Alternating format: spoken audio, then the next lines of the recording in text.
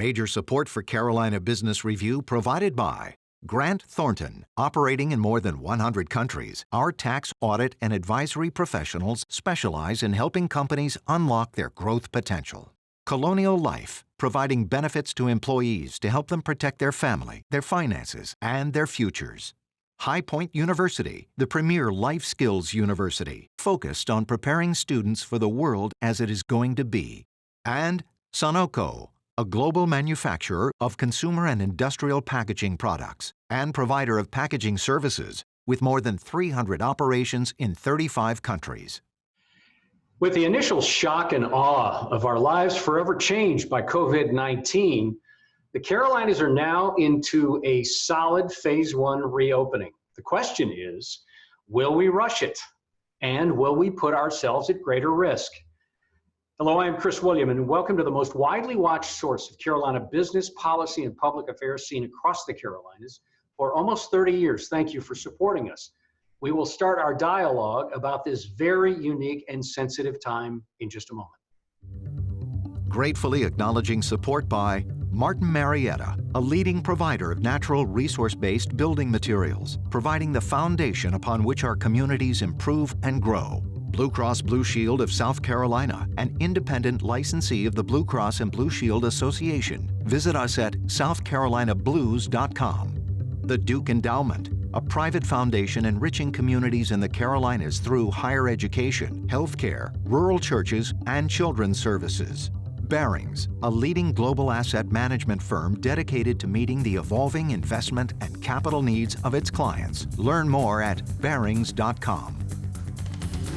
On this edition of Carolina Business Review, Nichole Myles of the Children's Museum of the Lowcountry, Brenda Berg from Best NC, Karen Riordan of the Myrtle Beach Area Chamber of Commerce, and Patrick Woodie of the NC Rural Center.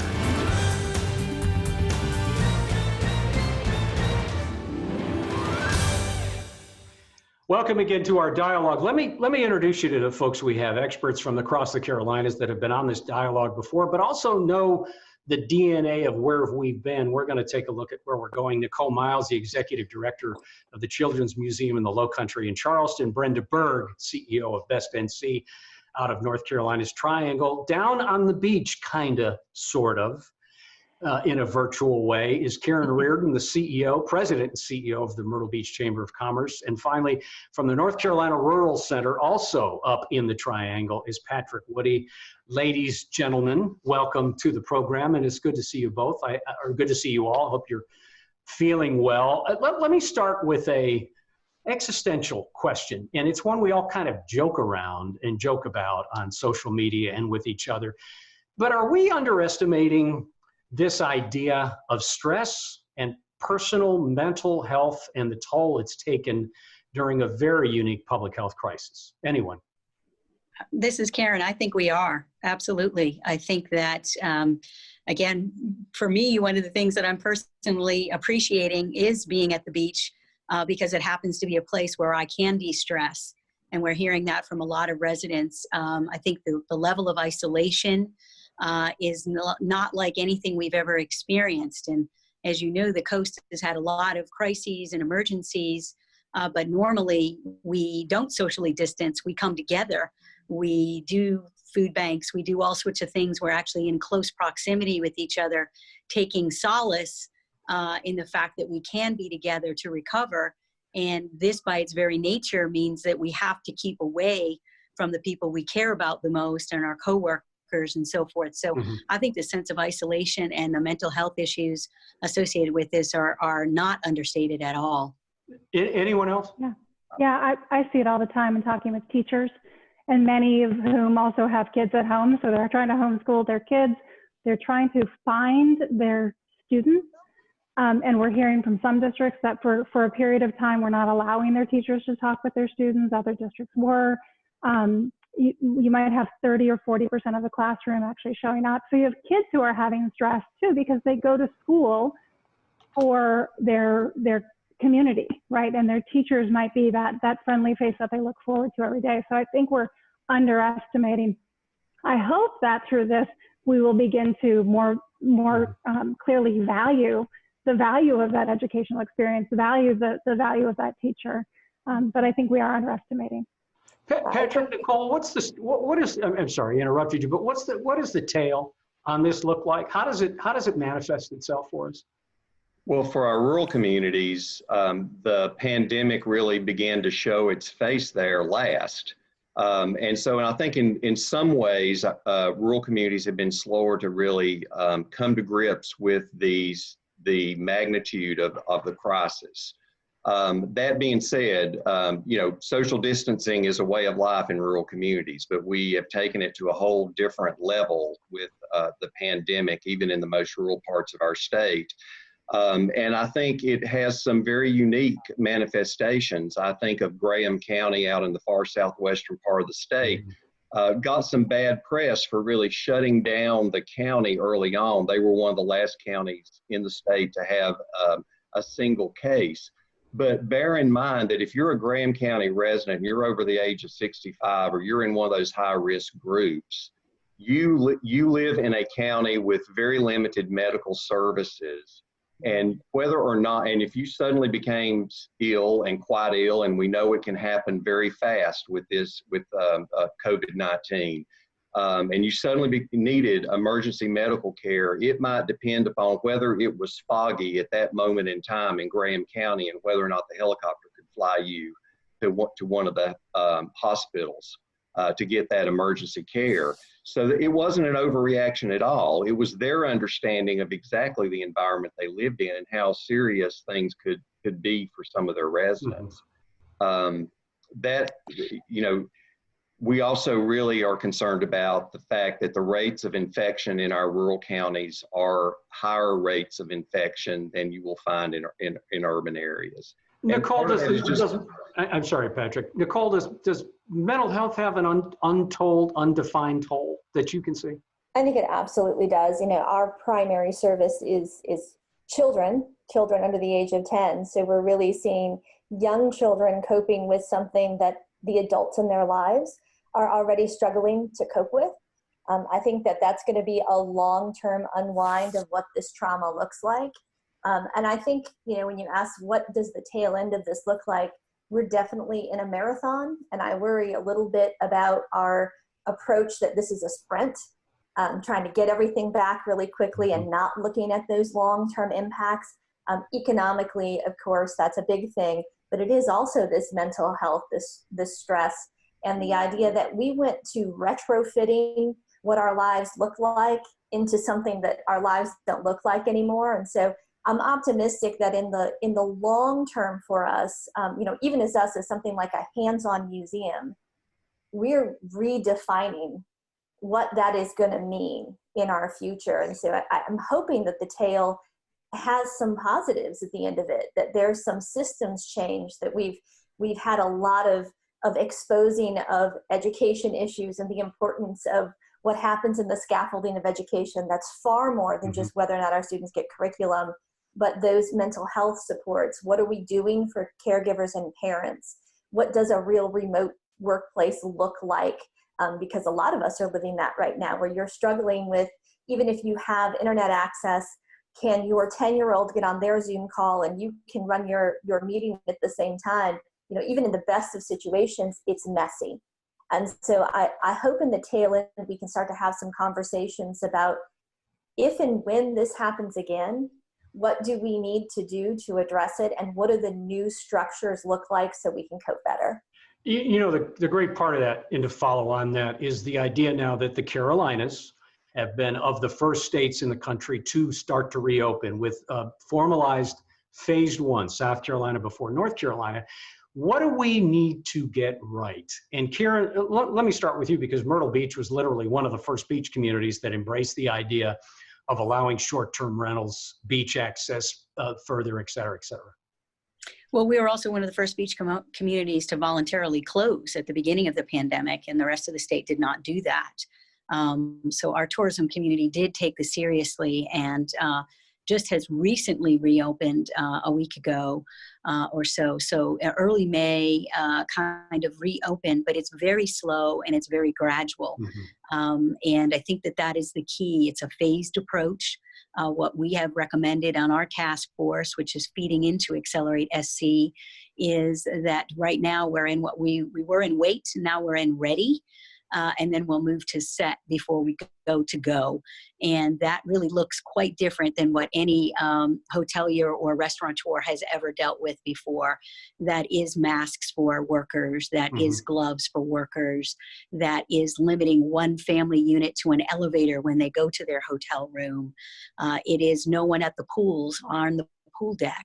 It is socially distancing when they go to the beach. So we've had to put a whole new section of our website up called Visiting Responsibly that tells visitors, whether they're Carolinians or even from further away, but most of them are Carolinians right now, here's what you're going to expect with this vacation. It's not going to look anything like vacations you had in Myrtle Beach before.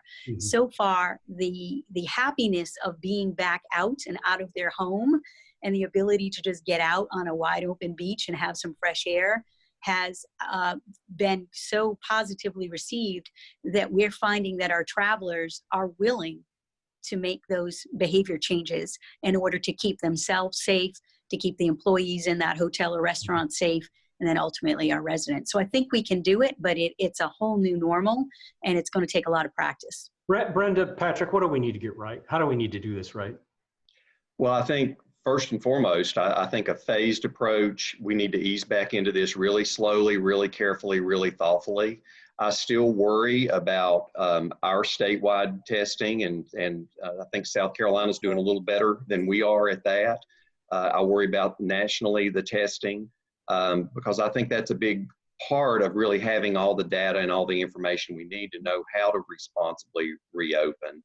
But certainly taking it slow, being careful, being thoughtful. I worry for our rural communities that this has seemed a little less real to them than it has to some of our urban centers. And they may not be aware that the rates of infection are actually higher in rural communities and that we may do it too quickly and see a rebound. Brenda, let me turn to education because it was one of the first areas that had to respond quickly. General assemblies have now come out with policies and funding to help both public education in North and South Carolina. But so all of the old systems and processes have been blown up in education because kids were pushed to the home. All of a sudden, teachers had even a larger burden when it came to telelearning and e-learning, et cetera, et cetera. So with all of these systems now upended, what happens in August? Yeah, I think we need to be, during this phase-in, be planning for August, and also, like Nichole said, planning for the next crisis, right? Which could be a second wave of this, but we have hurricanes, we have snowstorms in the West. So North Carolina, we always have shutdowns. So why not use this opportunity to reimagine certain elements of education? And I think one that really hits for me is we have many students who really stopped their learning in March.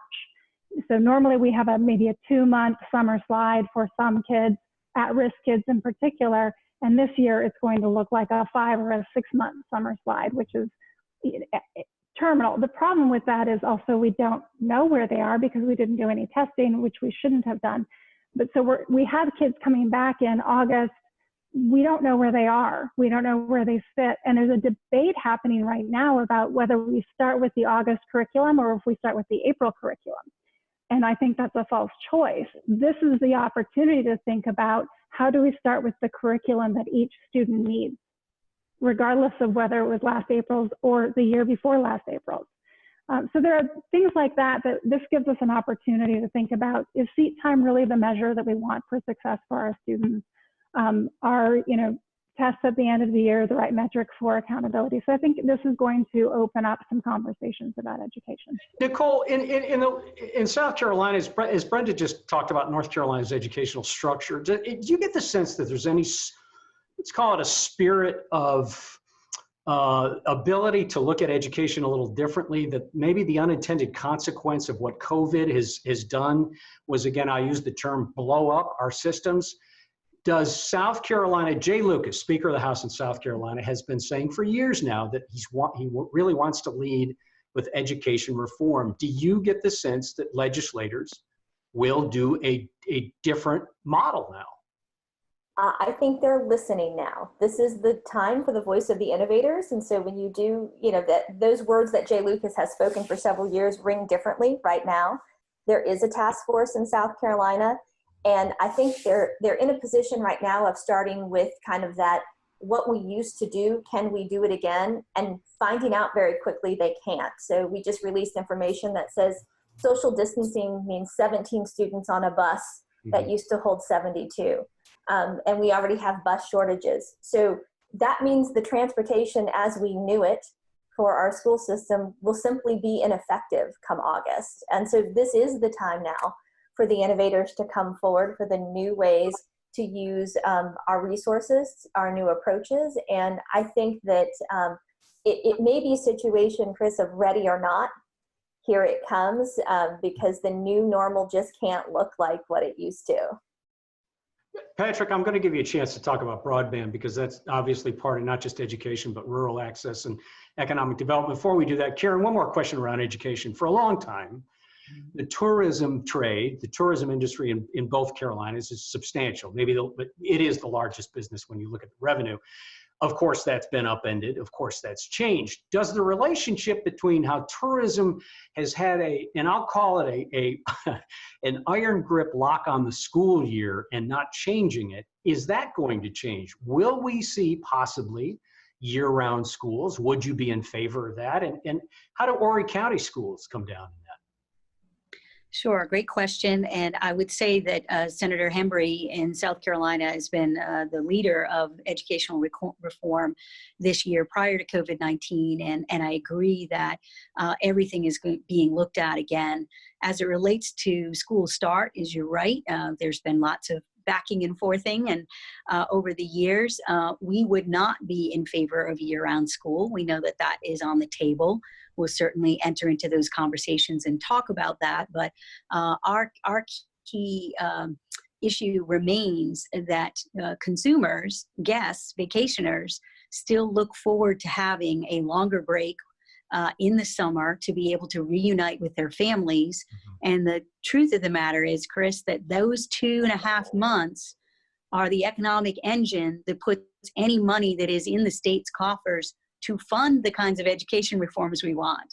And so without those tourism dollars, our state would be short-shrifted in a major, major way, just would not have the financial resources it needs to implement other things. Now, if we start to see travel patterns change, and we've been successful in moving some people to the fall and the spring, but nothing still replaces that July and August timeframe to be away for college students as well as K through 12 students.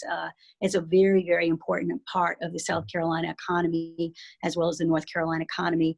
I can see it being modified, but I don't see that changing rapidly given how dependent our state is on the tourism economy to fund all the major services that our citizens need. So that is going to be a constant tug of war.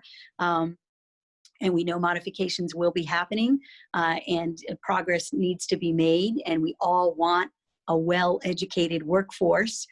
So there's no dispute there. I feel sometimes the tug between tourism and education is sort of a false war because really we want a well-educated electorate as well. You know, something that's risen to the top, Patrick, is the idea that it seems like it's broadband's moment in the sun. You have long been saying this and beating the drum about broadband access across, not just rural, but across, electrifying to some degree.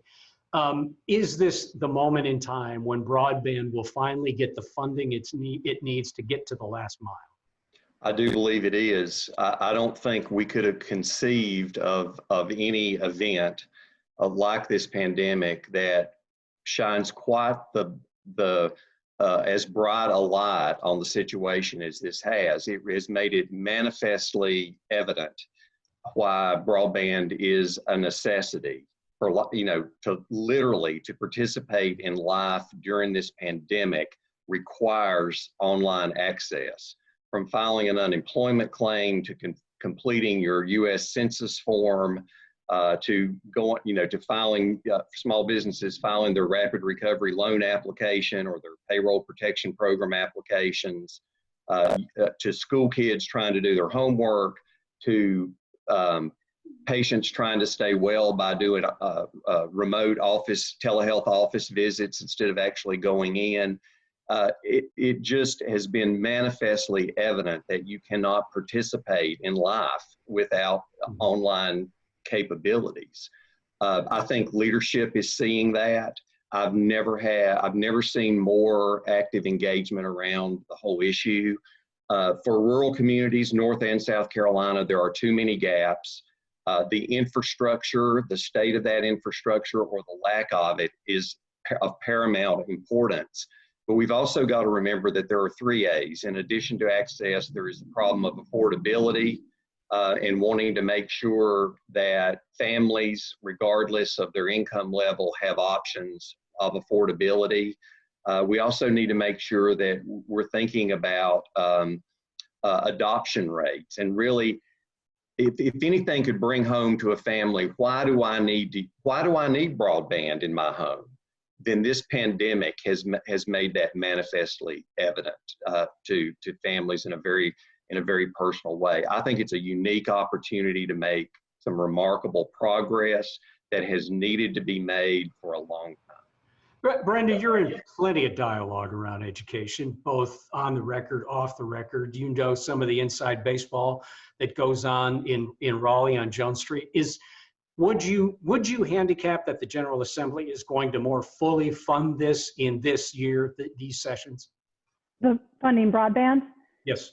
Yes, I think it's a good bet. On broadband, we saw $100 million of federal funds invested in technology, laptops, and so on for teachers and students. And there's definitely a commitment to infrastructure, and really the Rural Center has been leading the charge on this for years. It is broadband is infrastructure.